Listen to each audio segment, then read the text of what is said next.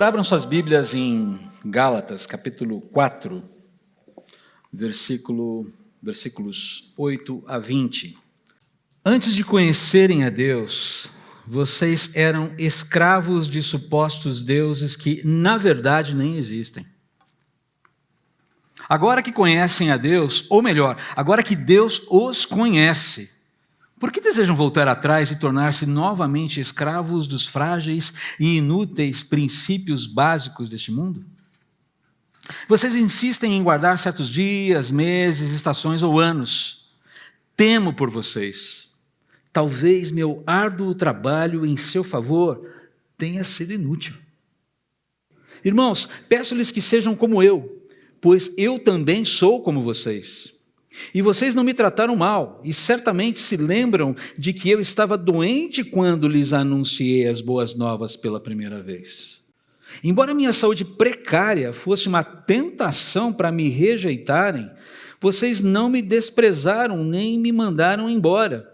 Ao contrário, acolheram-me e cuidaram de mim como se fosse um anjo de Deus, ou mesmo o próprio Cristo Jesus. O que aconteceu com a alegria que vocês demonstraram naquela ocasião? Estou certo de que, se fosse possível, teriam arrancado os próprios olhos e os teriam dado a mim. Acaso me tornei inimigo de vocês porque lhes digo a verdade? Esses falsos mestres estão extremamente ansiosos para agradá-los, mas suas intenções não são boas. Querem afastá-los de mim para que dependam deles. Se alguém deseja agradá-los, muito bem, mas que o faça sempre e não só quando estou com vocês. Ó, meus filhos queridos, sinto como se estivesse passando outra vez pelas dores de parto por sua causa, e elas continuarão até que Cristo seja plenamente desenvolvido em vocês. Gostaria de poder estar aí com vocês para lhes falar em outro tom, mas, distante como estou, não sei o que mais fazer para ajudá-los. Muito bem, na semana passada nós vimos que não há nada na criação superior à nossa identidade em Cristo. Nada é superior. Se nós valorizamos a nossa identidade em Cristo, é outra história. Mas não há nada mais importante do que a nossa identidade com Jesus. Eu não sei se vocês se lembram de uma citação que eu fiz do Sinclair Ferguson, mencionado pelo Keller no seu livro Gálatas para você. Ele fala assim: a ideia de que somos filhos de Deus, filhos e filhas do próprio Deus, é a mola propulsora da vida cristã. Nossa condição de filhos de Deus é o ápice da criação e o objetivo da redenção. O significado disso aqui, basicamente, que pertencer à família de Deus é o maior privilégio que alguém pode ter na vida, com efeitos eternos. Nada é maior, nada é melhor do que isso. Nada pode ameaçar, pode anular, pode revogar essa condição. É um privilégio eterno, como eu disse, ele não expira nunca. É um privilégio cuja manutenção, cuja preservação não depende de nós, depende única e exclusivamente de Deus, depende única e exclusivamente de Jesus.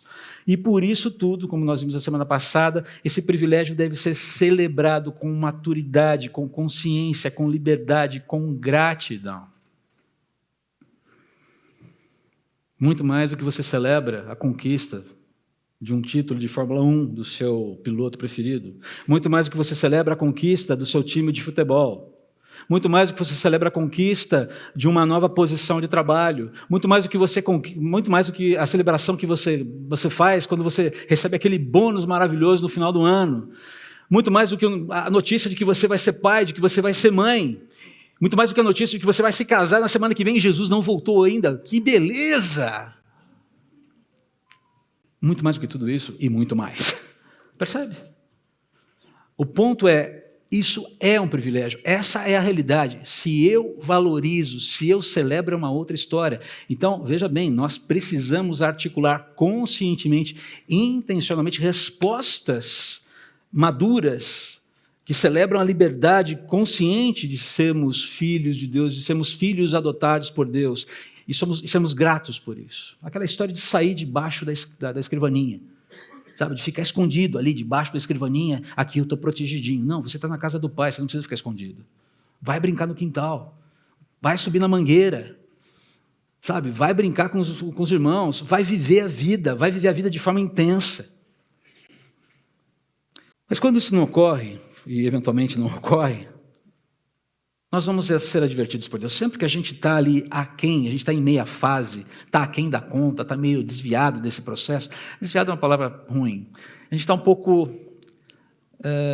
assíncrono com Deus, ou em não harmonia com Deus. Ele manda recados. Ele manda a advertência. Somos advertidos por Deus a ajustarmos o prumo. Se você é filho e você está vivendo de forma assíncrona, você será advertido. E a gente é advertido por conta do sinal, como movimento do amor de Deus. Paulo vai falar aqui que, olha, no final ele fala, olha, eu gostaria de estar aí com vocês para lhes falar em outro tom. Talvez falar de uma maneira mais calma, porque a palavra escrita de Paulo é uma palavra mais dura, ela é mais contundente, mas nem por isso ela é menos amorosa. Mas nós confundimos amor com falta de vigor. Nós achamos que amor é o quê? Acolhimento incondicional, sem qualquer espécie de bronca, sem qualquer espécie de advertência. E Paulo está dando uma bronca na igreja aqui. E essa bronca vem de Deus. Bronca não no sentido de, você miserável, você que não... Não, escuta, cara, você está ligado no que está acontecendo aqui? Ei. Como um pai que vê o filho se aproximar do perigo e faz aqueles movimentos drásticos, porque sabe que se ele não interferir, o filho vai passar por um sufoco. Não é verdade? Quantas vezes você, pai, não fez intervenções na vida dos seus filhos? E no primeiro momento o filho ficou até assustado com você. Ele não entendeu que você fez o movimento para proteção. Depois, às vezes até chora, mais com medo de você do que com medo do perigo, porque ele não tem consciência, às vezes, do perigo. As advertências de Deus, então, elas são sinais do seu amor paternal. Advertências contra perigos, queridos. Por mais que nos pareçam limitantes, elas têm a finalidade de nos preservar, de nos proteger. E aqui eu vou fazer uma citação desse livro aqui que nós estamos estudando no meu pequeno grupo, no nosso pequeno grupo lá em casa. Você acredita? Olha só o que o Tripp fala sobre a aplicação das... Ele está fazendo uma análise de todas as doutrinas cristãs e como elas se aplicam à nossa vida. E aqui ele está falando sobre a doutrina das Escrituras. Mas ele fala sobre um dos aspectos, um dos movimentos que as Escrituras fazem em relação a nós, um dos valores, uma das ações que as Escrituras fazem em nossa vida é nos advertir contra os perigos. Estabelecer um frame de segurança para nós. E olha só o que ele fala em determinado momento aqui. Você e eu faríamos bem se resistíssemos ao pensamento de que, em algumas áreas da nossa vida, somos mais espertos que Deus e ao pensamento de que não teremos nenhum preço a pagar por ignorar suas advertências sábias e amorosas. Cada pecado, com a respectiva disfunção social, relacional e situacional dele decorrente, resulta de uma falha de obedecer humildemente às advertências de Deus.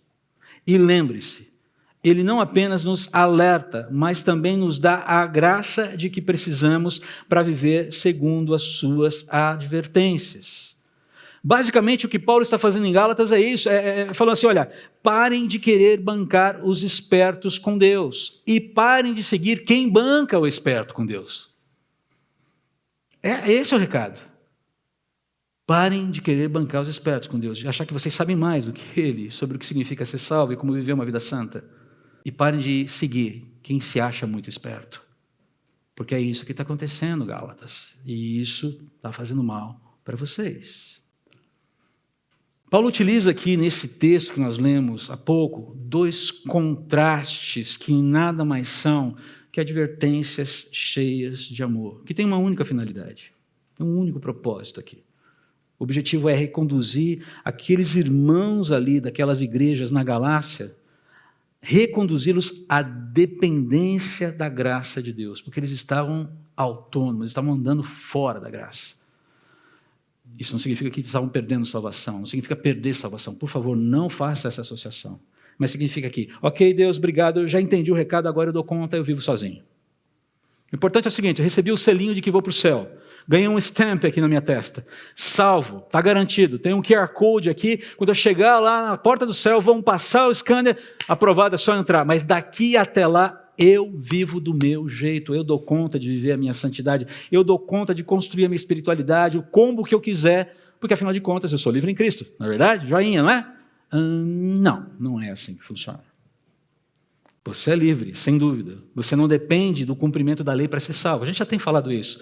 Mas a questão é que agora você vive essa vida na fé do Filho, você vive a sua vida pela fé no Filho de Deus, e isso traz uma série de implicações. A casa do papai tem algumas regras. Você não pode fazer o que você bem entender na casa do papai. E querer viver a vida com Jesus sem as condições, os frames que Deus nos coloca sobre santidade. Por exemplo, 1 Tessalonicenses capítulo 4, a vontade de Deus é que vocês sejam santos, que vocês se afastem da imoralidade sexual. Existe uma conduta sexual apropriada para os cristãos. E tudo que está fora dessa conduta prescrita pelo Senhor não é adequado para os cristãos. Você é obrigado a obedecer isso para ser salvo? Não, mas se você não obedece, é de se questionar se você entendeu a sua salvação. Percebe? É essa a questão aqui. Então Paulo está falando, gente, parem de bancar os espertos, porque isso não está funcionando. No caso dos Gálatas, ele fala, se eu for alguém que cumpre toda a lei, que cumpre todas as regras direitinho, Deus vai olhar para mim e falar, nossa, estou orgulhoso de você é o cara. Não é assim que funciona. Não é essa a ideia. E o que esses contrastes, e quais são esses contrastes e o que eles nos ensinam, então? Bom, o primeiro deles está entre os versículos 8 e 11. Paulo está falando aqui basicamente de dois movimentos, duas religiões distintas aqui. A ideia é que esse contraste é entre duas religiões. Aquela cujo fundamento é a fé no Evangelho, na obra de Cristo, pela qual eu sou conhecido. E a outra cujo fundamento é a confiança nos princípios elementares deste mundo. A gente vai explicar isso aí, não é complicado como pode parecer. Quando Paulo começa ali no versículo 8, ele fala, antes de vocês conhecerem a Deus, vocês eram escravos, e aí entra um outro momento em que a NVT dá uma derrapada. E ela fala, supostos deuses que na verdade nem existem. Essa não é uma boa tradução. A segunda que a gente pega, né, nessa série. A melhor tradução seria, vocês eram escravos daqueles que por sua natureza não são deuses. Essa seria a melhor tradução aqui desse texto.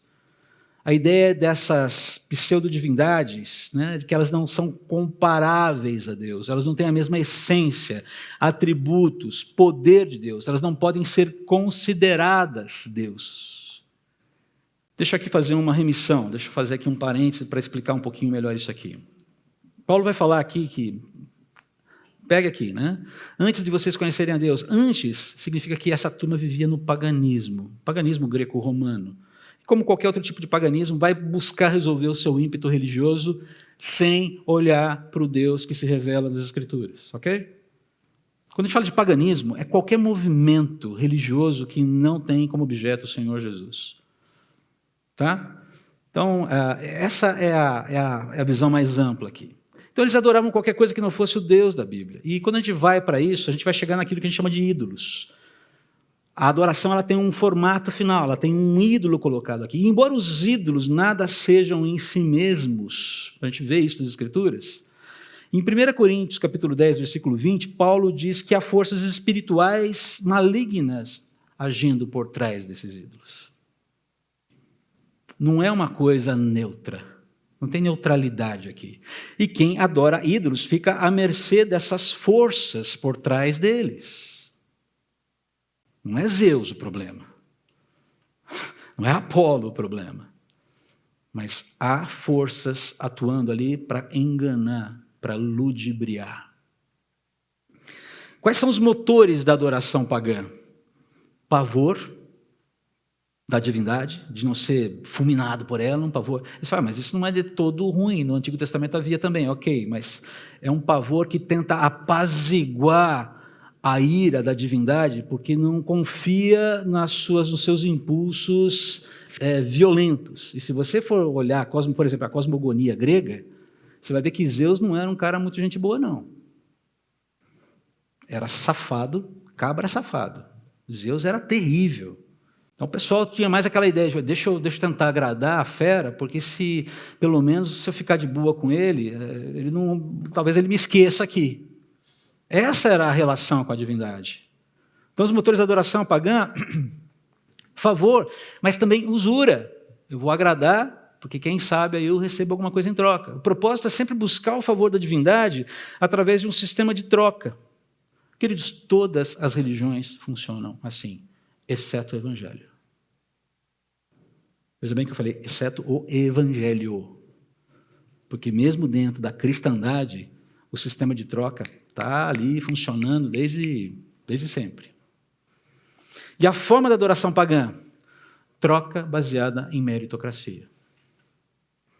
Eu faço algo, eu faço aqui os meus agrados para a divindade, é aquela história do despacho que a gente vê nas encruzilhadas de vez em quando. Vou oferecer aqui uma farofinha, uma cidrazinha, né? Dependendo da qualidade da cidra, a coisa fica mais, né? A resposta é melhor. Uma galinha, é a oferenda. Tentar agradar a entidade, para a entidade te responder favoravelmente. Não você, de uma forma geral aqui. Então ele falou, olha, essa era a condição de vocês quando vocês viviam no paganismo. Vocês estavam adorando aquilo que não pode responder como Deus responde, porque não é Deus, mas nesse processo vocês estavam à mercê dessas forças espirituais malignas. E aí vem o versículo 9, ele é maravilhoso. Se tem um versículo que você não pode esquecer nesse capítulo, é o versículo 9. Agora que conhecem a Deus, ou melhor, e aqui esse ou melhor tem o sentido de mais importante do que isso, mais importante do que vocês conhecerem a Deus. E ele continua, agora que Deus os conhece, e isso faz muita diferença aqui, a gente já vai ver isso. Ele faz aquela pergunta, por que vocês desejam atrás? Por que vocês desejam reverter essa condição de liberdade? E tornar-se escravos de frágeis e inúteis princípios básicos deste mundo. É um versículo que parece complicado, mas não é não. Basicamente o que ele está falando aqui é aquilo que a gente falou, que tem a ver com a citação do Tripp que a gente viu agora há pouco.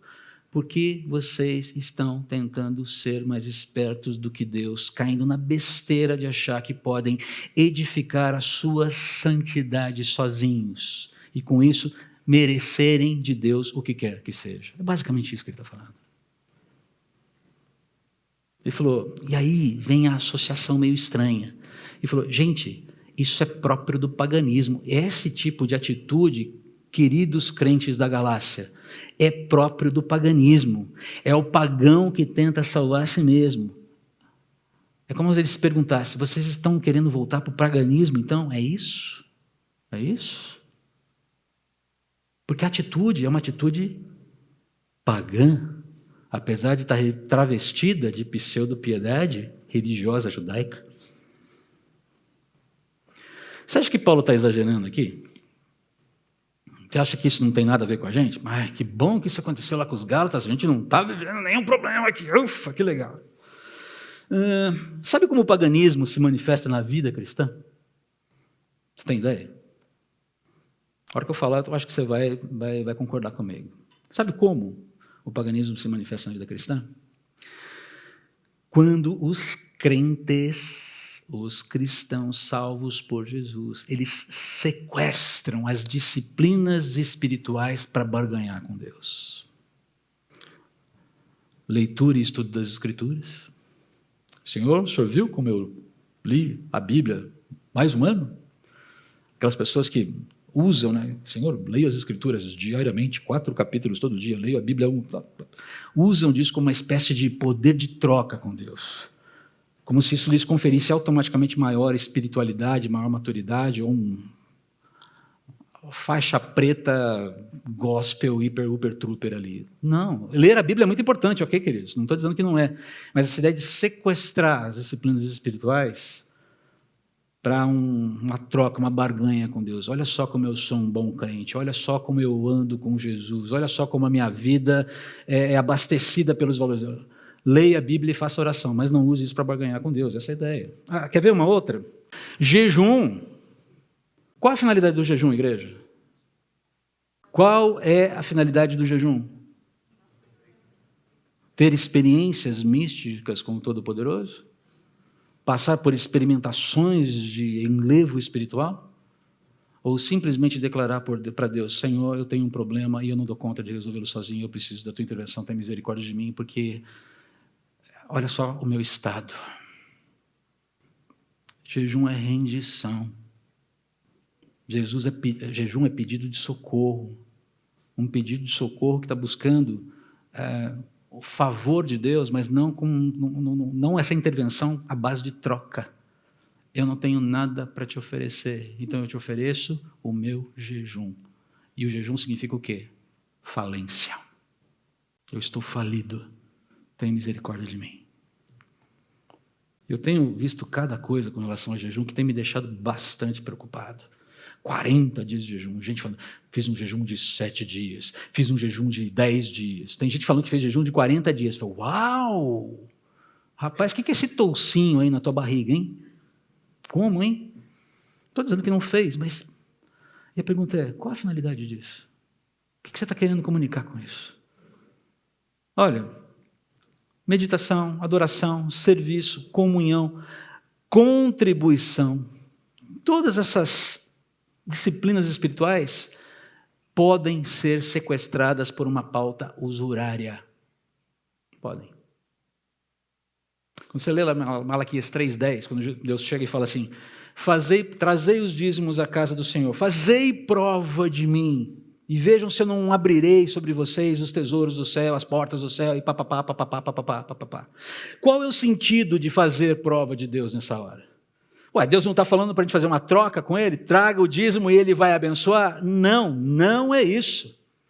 O que Ele está falando aqui, olha, demonstre gratidão pelo que eu já tenho feito por você e confie na minha fidelidade, eu não falharei com você. Tem a ver com confiança e não com troca. Então você já sabe, quando você vier dar sua oferta, você vem grato. Por favor, se não tiver gratidão, não venha.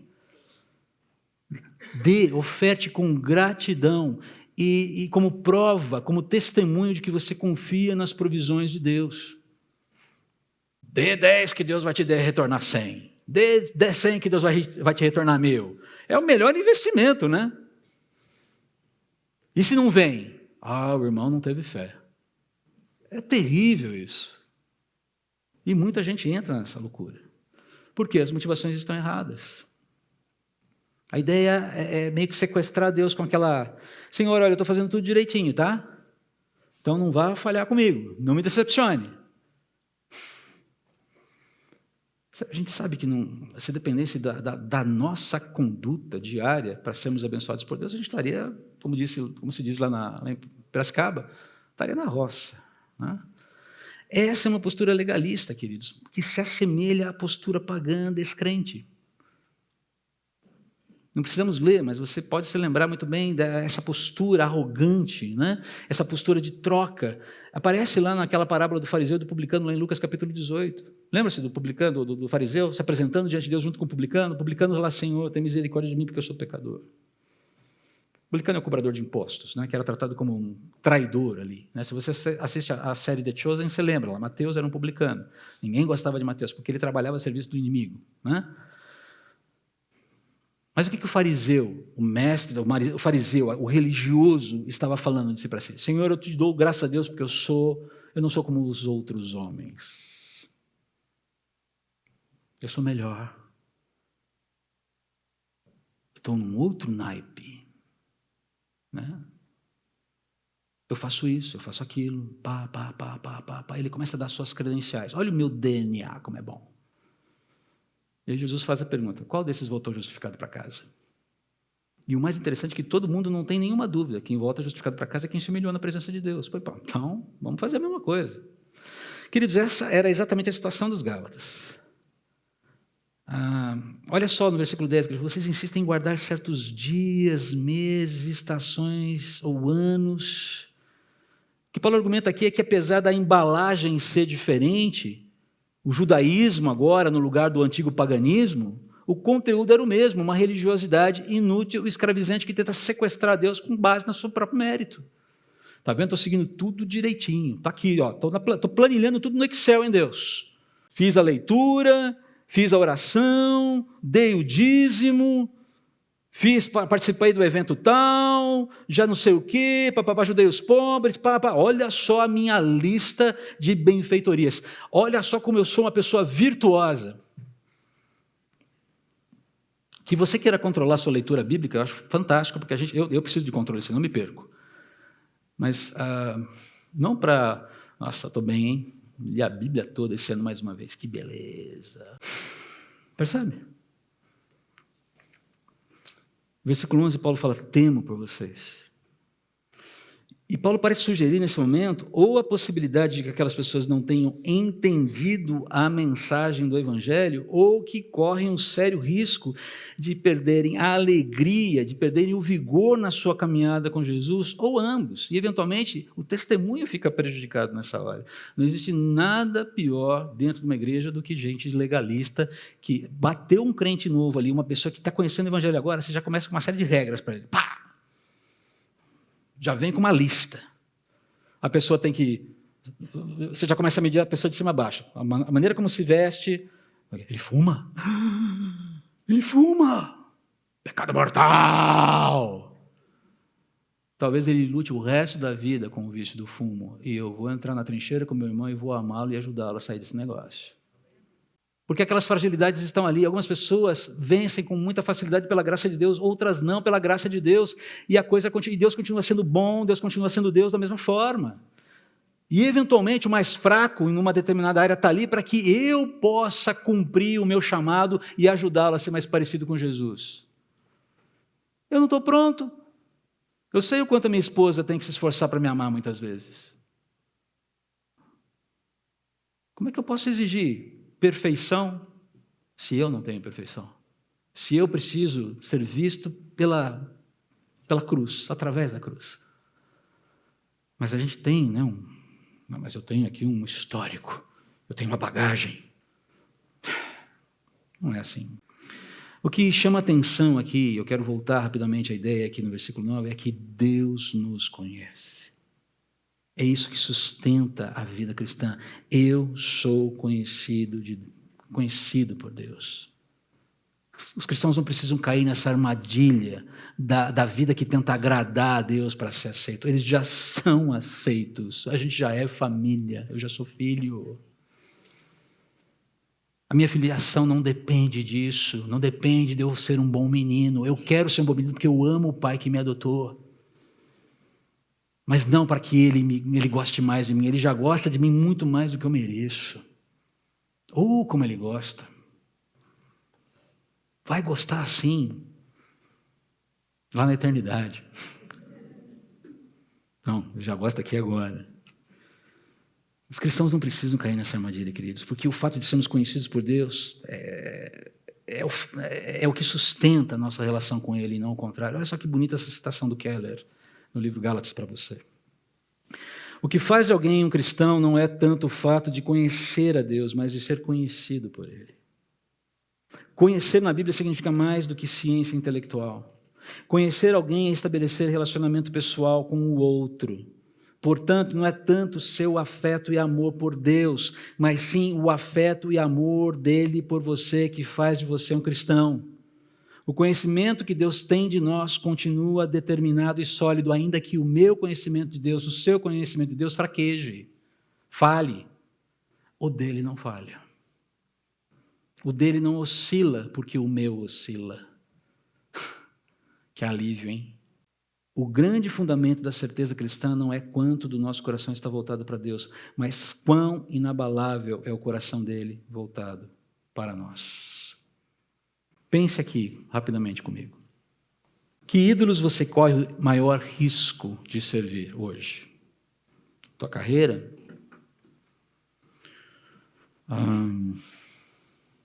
Família, casamento, cônjuge, filhos, questões financeiras, vida financeira, sucesso profissional. O que está gritando por atenção aí mais do que a adoração ao Senhor? Em torno do que você tem organizado a sua vida de fato? Que ídolos você corre o risco de servir? Todos nós temos uma listinha, tá? Eu tenho as minhas e eu tenho que ficar brigando o tempo todo com elas. E aí do momento em que eu acho que eu estou bem, ufa, agora estou firme. Quem está em pé, cuidado para que não caia.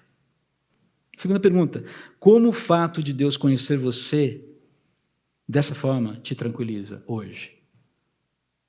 Que tranquilidade isso traz para você? Traz tranquilidade?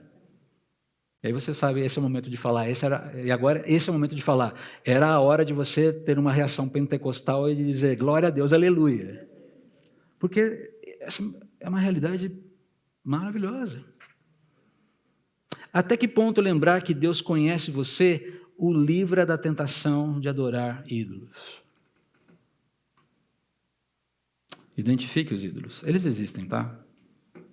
E, por fim, lembre-se que o grande ídolo por trás dos ídolos é você mesmo. Ninguém adora o dinheiro pelo dinheiro. Ninguém adora o poder pelo poder. Ninguém adora o prazer pelo prazer. Nós adoramos essas coisas porque por trás delas existe o verdadeiro ídolo que concorre com Deus na nossa vida. E esse ídolo se chama eu. Mas há um segundo contraste servindo como advertência do amor de Deus pelos seus filhos. E aqui a gente vai passar um pouco mais rápido aqui. E eu já vou jogar todas as informações aqui, porque isso é uma síntese bem resumidinha mesmo, do que Paulo está falando aqui nos versículos 12 a 20. Veja só, o que Paulo está falando aqui, ele está bastante inquieto. Ele fala, olha, quando ele fala, irmãos, peço que vocês sejam como eu, pois eu também sou como vocês, ele está falando assim, a ideia é, sejam meus imitadores como eu sou de Cristo. Paulo não tem nenhuma preocupação, ele não tem nenhuma espécie de restrição nesse sentido. Porque é a mais pura verdade. Falei, vocês veem Cristo em mim, não viram? Vocês viram Cristo em mim quando vocês me acolheram. E vocês me acolheram debaixo de uma situação muito complicada.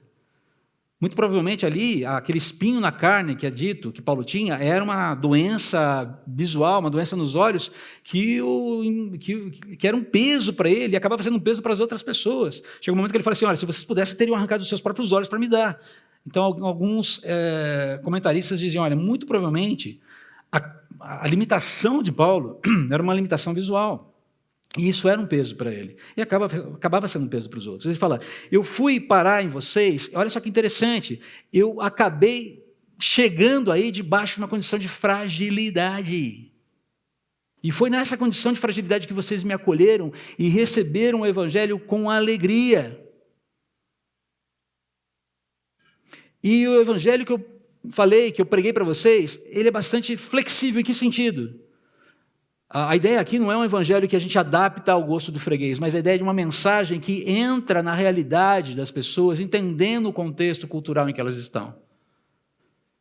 Não há contaminação, não há distorção do evangelho, mas ele consegue conversar com aquele contexto. Paulo fez isso. Um exemplo muito interessante é a mensagem de Paulo, a mensagem de Paulo, a pregação de Paulo lá em Atenas, no capítulo 17 de Atos. Essa ideia de que o evangelho ele consegue se ajustar para conversar com a cultura. E ele não está impondo sobre vocês nenhum peso. A partir do momento que vocês foram libertados por Cristo, não há mais peso algum sobre vocês, não há nenhuma exigência sobre vocês que não aquela de viverem dependentes da graça de Deus e caminharem construindo a sua santidade na dependência dessa graça. No entanto, os falsos mestres chegam cheios de regras, dizendo para vocês, não, mas espera lá, precisamos aqui fazer um penduricalho gospel para você incrementar suas possibilidades de sucesso na sua vida cristã, ok? Então, passe a obedecer isso, aquilo outro, tal, faça isso, assim. Porque quando você fizer isso, se você fizer isso, Deus vai olhar para você com mais carinho. Joinha, é assim que funciona. Paulo falou, não é. Eu encaminhei vocês pelo meu exemplo, porque vocês viram na minha fraqueza, nas minhas limitações, o poder de Deus. Pare para pensar, eu fui um peso para vocês no primeiro momento. Peso porque eu estava limitado, estava doente, e vocês cuidaram de mim. E foi nessa condição que o Evangelho apareceu, que foi pregado para vocês. Aí chega o falso mestre, eu estava procurando aqui um sinônimo, mas não veio. Chega lá o herege pomposo, cheio de pose, cheio de marra, cheio de arenga, cheia de conversa mole, e todo mundo, nossa, mas ele fala tão bem, não é verdade? Nossa, como é sedutora a palavra dele, não? Uau, o que ele fala faz sentido. Não faz sentido. Ele é sedutor, mas não faz sentido. O ministério do Evangelho encaminha pelo exemplo. Paulo vivia aquilo que ele pregava, ele vivia autenticamente a Cristo. Quando ele fala, sejam como eu, vivam o Evangelho, vivam na graça. Não vivam escravizados por regras, por pressões religiosas, porque isso não vai salvar ninguém, isso não vai resolver a vida de ninguém.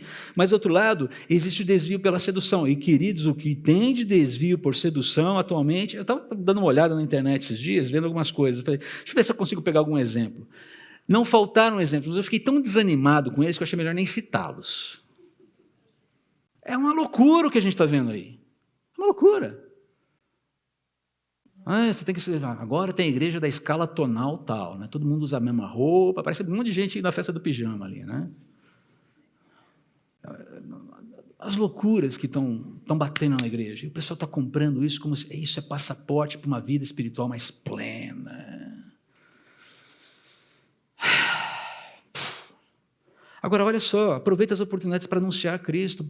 Veja só, muito provavelmente o movimento de Paulo para a Galácia, que deu origem a toda essa conversão, que depois culmina nessa carta sendo enviada para os Gálatas, Paulo usou de uma situação limitante para ele, difícil para ele, para pregar o Evangelho.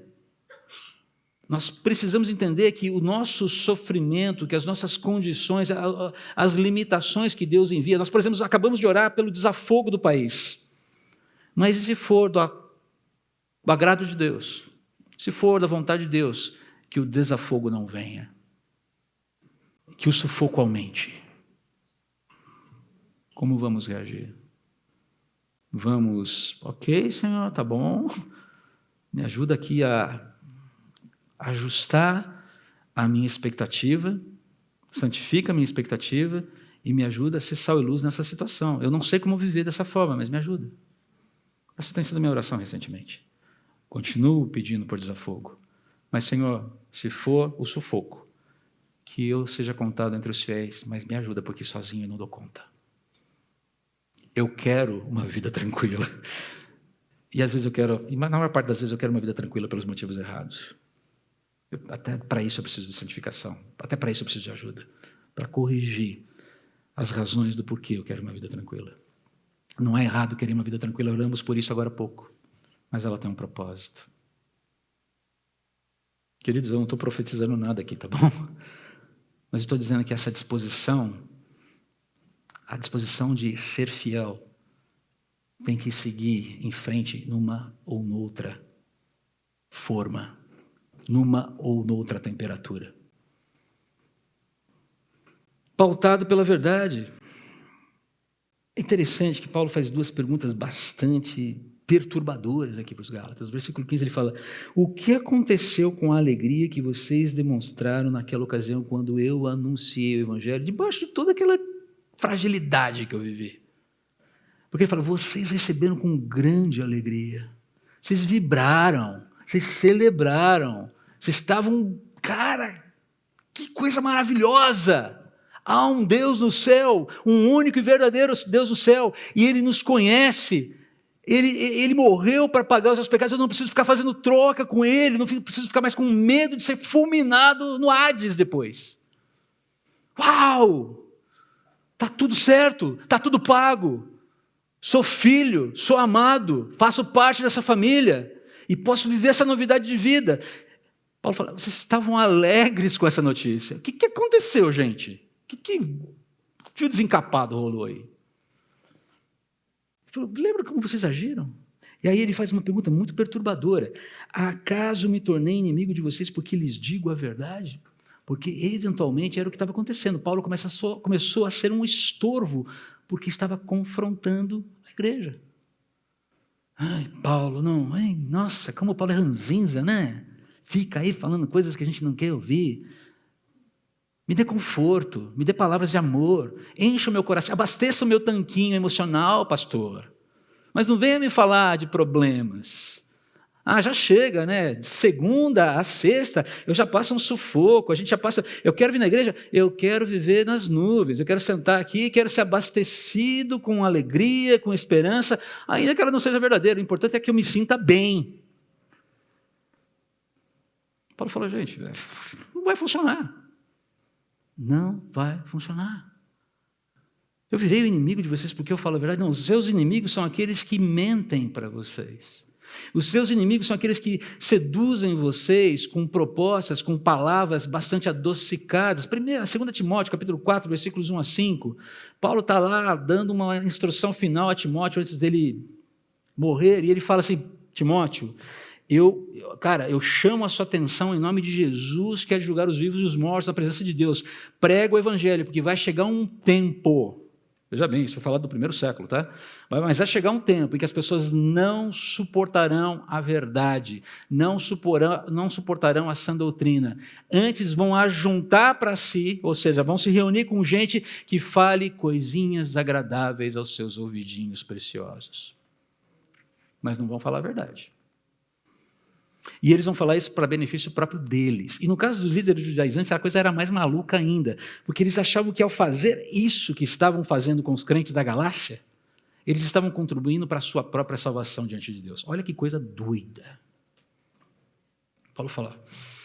E aí ele fala, vocês já repararam que eles só fazem esse movimento na direção de vocês quando eu estou perto? Mas quando eu estou longe, eles não estão nem aí com vocês. Competição. Ciúmes, influência. Queridos, nós não precisamos disso para viver a vida cristã.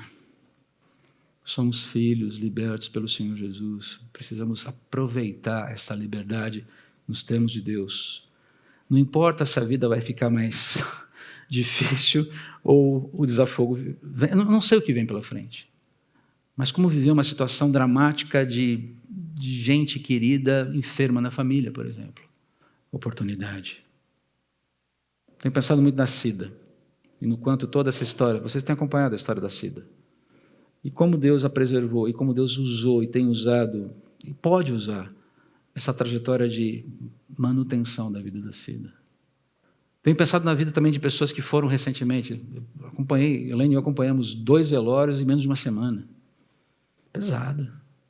Mas os testemunhos que foram dados ali honraram a Deus. Vidas que glorificaram a Deus. Oportunidades.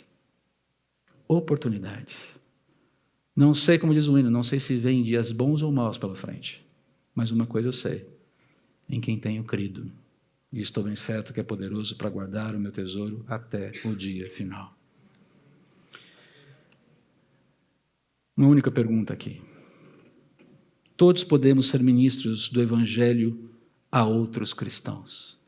Como seu ministério. E eu não falo ministério local na igreja, ministério do louvor, ministério de pequenos grupos. Estou falando como o seu ministério, a sua vida, o exercício da sua vida cristã mudará baseado nessa parte da carta em Gálatas. Uma pergunta simples, mas profunda, que precisa de reverberação disposta do seu coração. Vamos orar.